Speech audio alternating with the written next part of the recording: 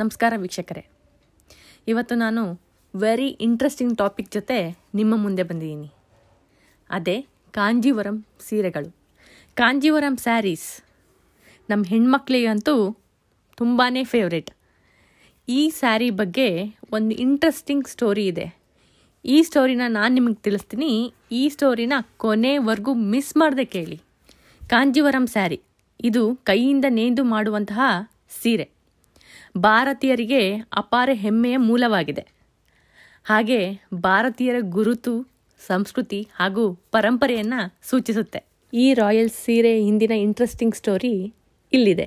Kanjeevaram silk ಸ್ಯಾರಿಗಳ ಇತಿಹಾಸವನ್ನು ಹಿಂದೂ ಪುರಾಣಗಳಲ್ಲೂ ನೋಡಬಹುದು. ಒಂದು ದಂತಕಥೆಗಳ ಪ್ರಕಾರ ಕಾಂಜೀವರಂ ರೇಷ್ಮೆ ಸೀರೆಗಳ ನೇಕಾರ ಋಷಿ ಮಾರ್ತಾಂಡ. ಇವರು ಒಬ್ಬ ಮಾಸ್ಟರ್ ನೇಕಾರ ಅಂತಲೇ ಕರಿಬಹುದು.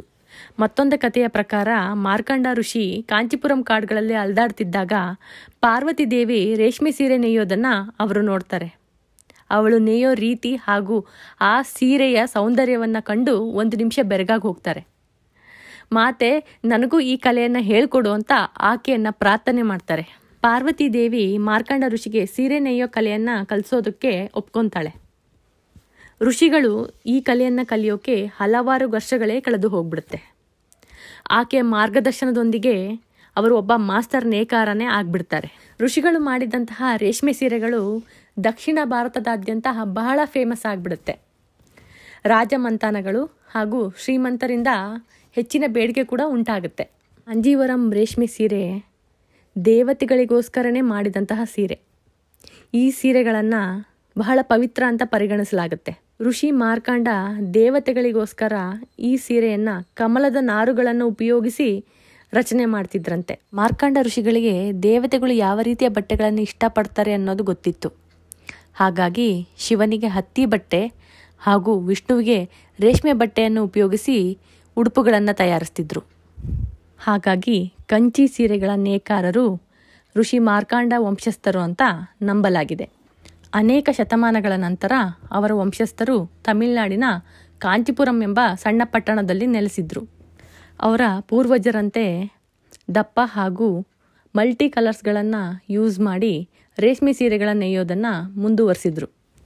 ಈಗಿನ ದೈನಂದಿನ ಭಾಷೆಯಲ್ಲಿ ಕಾಂಚೀಪುರಂ ಸೀರೆಯನ್ನು ಮೂಲತಃ ಕಾಂಚೀಪುರಂ ಸೀರೆ ಎಂದೇ ಕರೆಯಲಾಗುತ್ತೆ. ಕಾಂಚೀಪುರಂ ಅಥವಾ ಕಾಂಜೀವರಂ ಸೀರೆಗಳು ಯಾಕೆ ಅಷ್ಟೊಂದು ಸ್ಪೆಷಲ್ ಅಂತ ನಿಮ್ಗನ್ಸುತ್ತೆ? ಆ ಪ್ರಶ್ನೆಗೆ ಉತ್ತರ ಇಲ್ಲಿದೆ. ಕಾಂಜೀವರಂ ಸೀರೆಗಳನ್ನು ಶುದ್ಧ ಹಿಪ್ಪೆ ನೇರಳೆ ರೇಷ್ಮೆಯಿಂದ ರಚಿಸಲಾಗುತ್ತೆ. ರೇಷ್ಮೆ ದಾರವನ್ನು ಪಡೆದ ನಂತರ ಸಸ್ಯಗಳನ್ನು, ಸುಂದರವಾದ ಹೂಗಳನ್ನು ಹಾಗೂ ನೈಸರ್ಗಿಕವಾಗಿ ಸಿಗುವಂತಹ ಬಣ್ಣಗಳನ್ನು ಬಳಸಿ ಈ ಸೀರೆಗಳನ್ನು ನೇಯಲಾಗುತ್ತೆ. ಬಣ್ಣ ಬಣ್ಣದ ರೇಷ್ಮೆ ಎಳೆಗಳನ್ನು ಬಳಸಿ ಪಿಂಟ್ ಲೂಮ್ ಎಂಬ ತಂತ್ರಜ್ಞಾನವನ್ನು ಬಳಸಿಕೊಂಡು ಮಗ್ಗದ ಮೇಲೆ ನೇಯಲಾಗುತ್ತೆ. ಇನ್ನು ಇತಿಹಾಸ ವಿಷಯಕ್ಕೆ ಬಂದರೆ ಕಾಂಜೀವರಂ ಸಿಲ್ಕ್ ಸ್ಯಾರಿಗಳು 7ನೇ ಶತಮಾನದ ಪಲ್ಲವ ರಾಜವಂಶದ ಆಳ್ವಿಕೆಯಲ್ಲೇ ಇತ್ತು ಅಂತ ನಂಬಲಾಗಿದೆ.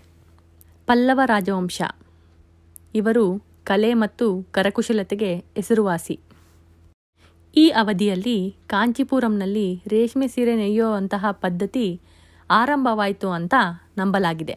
ರೇಷ್ಮೆ ನೇಯೋದು ಸ್ಥಳೀಯ ಆರ್ಥಿಕತೆಗೆ ಮಹತ್ವದ ಭಾಗವಾಯಿತು ಮತ್ತು ಕಾಂಚೀಪುರಂ ಪಟ್ಟಣವು ಅಂದವಾದ ದಕ್ಷಿಣ ಭಾರತದ ಕಾಂಚೀಪುರಂ ಸೀರೆಗಳಿಗೆ ಹೆಸರುವಾಸಿಯಾಯಿತು. ಇನ್ನು ಕಾಂಚೀಪುರಂ ಸೀರೆಗಳ ಮಹತ್ವದ ವಿಷಯಕ್ಕೆ ಬಂದರೆ ಈ ಸೀರೆಗಳು ಸಾಂಪ್ರದಾಯಿಕ ಹಾಗೂ ಸಾಂಸ್ಕೃತಿಕ ಸಂಕೇತ ಅಂತಲೇ ಕರೀಬಹುದು. ಮದುವೆಗಳು, ಧಾರ್ಮಿಕ ಸಮಾರಂಭಗಳು ಮತ್ತು ಇತರೆ ಮಂಗಳಕರ ಸಂದರ್ಭಗಳಲ್ಲಿ ಈ ಸೀರೆ ಅವಿಭಾಜ್ಯ ಅಂಗವಾಗಿದೆ. ಈ ಸೀರೆಗಳು ತಮ್ಮ ಬಾಳಿಕೆಗೆ ಹೆಸರುವಾಸಿಯಾಗಿದೆ ಮತ್ತು ಅನೇಕ ಕುಟುಂಬಗಳು ತಮ್ಮ ಕಾಂಜೀವರಂ ಸೀರೆಗಳನ್ನು ಒಂದು ಪೀಳಿಗೆಯಿಂದ ಮತ್ತೊಂದು ಪೀಳಿಗೆಗೆ ತಮ್ಮ ಚರಾಸ್ತಿಯಾಗಿ ವರ್ಗಾವಣೆ ಮಾಡ್ತಾರೆ. ಈ ಸೀರೆಯ ಇತಿಹಾಸದ ಬಗ್ಗೆ ಹೇಳ್ತಾ ಹೋದರೆ ಕತೆಗಳೇ ಮುಗಿತಾ ಇಲ್ಲ. ಆದರೆ ನಾನು ಚಿಕ್ಕದಾಗಿ ಚೊಕ್ಕದಾಗಿ ನಿಮಗೆ ಸಣ್ಣ ಇನ್ಫಾರ್ಮೇಷನ್ನ ತಿಳಿಸಿದ್ದೀನಿ. ಈ ಸ್ಟೋರಿ ನಿಮಗೆ ಇಷ್ಟ ಆಗಿದ್ದರೆ ಲೈಕ್ ಮಾಡಿ, ಶೇರ್ ಮಾಡಿ, ಸಬ್ಸ್ಕ್ರೈಬ್ ಮಾಡಿ. Thank you.